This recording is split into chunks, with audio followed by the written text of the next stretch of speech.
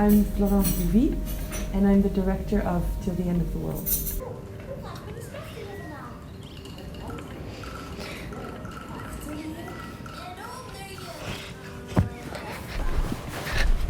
I wish I was someone living in Moscow so I could come to the monthly screenings.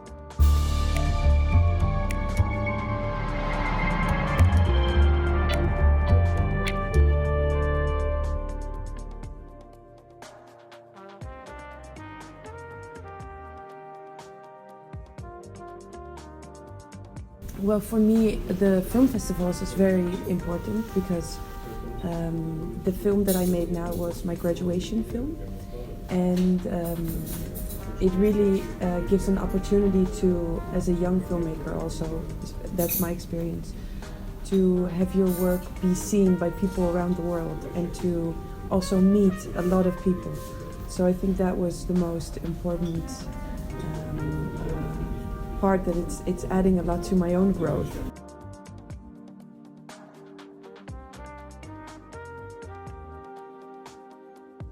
Me and the screenwriter and a lot of people in our crew have seen the effects on people of addiction, and so we really wanted to tell a story about that.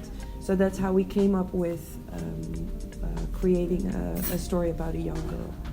And then we created it in a year, so the screenwriting and the shooting and the editing, everything was done in 1 year.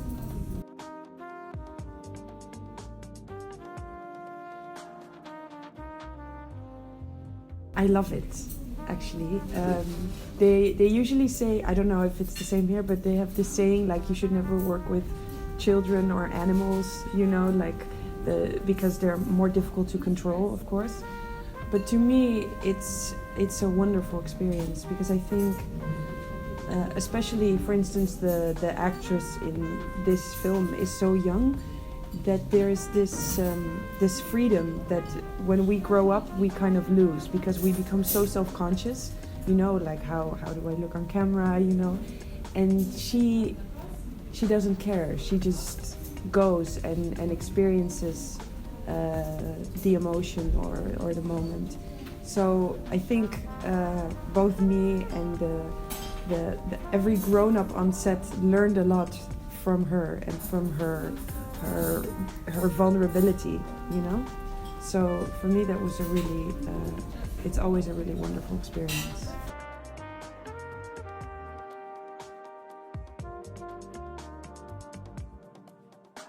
She was very aware that she was acting, but of course that's the beautiful thing about acting, that you know that it's not real, but you can still empathize or feel for what you're going through.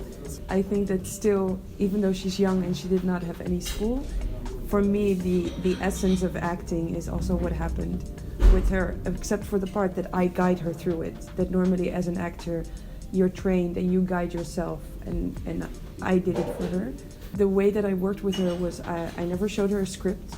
I never really told her about the story, and we had 1 day of rehearsal, and I used it mainly to do exercises between her and the father to get this feeling of you know, that you know someone, that they played games, but we also did more emotional exercises where he would act as if he's like very sad, and she would see that, so that she kind of wouldn't be shocked if she would see it on set, you know, to kind of familiarize her with it. That's, I think, very important, to create everything so that the child feels very safe.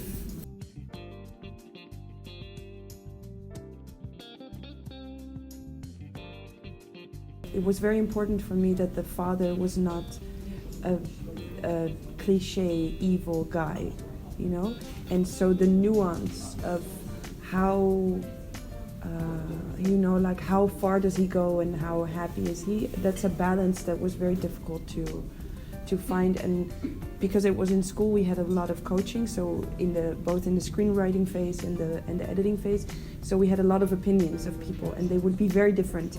So one person would see the film and would be like, he's way too nice, and then the other person would see the film and say he's way too grim, you know, and so there was a certain point where we all had to really follow what was the truth for us and accept that for some people it's going to be a little bit more the one way or the other. And that was also, but that was a big lesson for me, because in the editing I found out that actually the material that I had of him was it would have made it easier for me if I had more of a variety of like happy to grim. So there were some scenes where I really had to push it more to the more darker side, that I found out that I wished I would have done already during filming, you know. So there was a big lesson for me to have a little bit broader spectrum during shooting, so I can find that balance in the editing easier.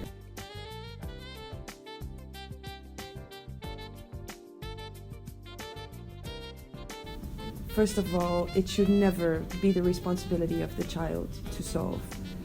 I think perhaps sometimes it happens, but I do know that as you said, like, it's a reality, and the reality is that this that addiction is something that is very, very, very often not solved. So I don't really know if there is a solution, but I do know that for me the most important thing was to give a voice to the children, you know, and to, I don't know what it would solve. I don't think there would be any solution, but it's always nice to empathize, and also for the people maybe who experienced it to see maybe a fraction of recognition, and for the people who didn't experience it to understand more about like the pain and love, because that I think is very universal.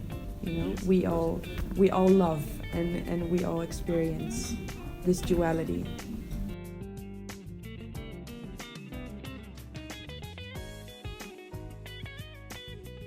I learned so much. It's to me it's always crazy how at the end of the film you already became a different person than you were at the beginning. So if you would shoot the same film again, it would be a totally different film, you know? Both me and the camera woman are very perfectionists, and we always like to plan everything and have like everything. And so we decided for this film that we were not going to do that. We had more an emotion, and also because of the girl, we wanted to really build the scene as we were shooting it. So we didn't do any rehearsal, we just made it. And I think I learned a lot from that, and also the moments that it gives me a lot, and sometimes where I do want to have the preparation or do want to know the shot. So that's like a very difficult balance that I'm still figuring out. But the freedom that it gives when you haven't, you know, pre-planned everything, that's a very, very big one for me.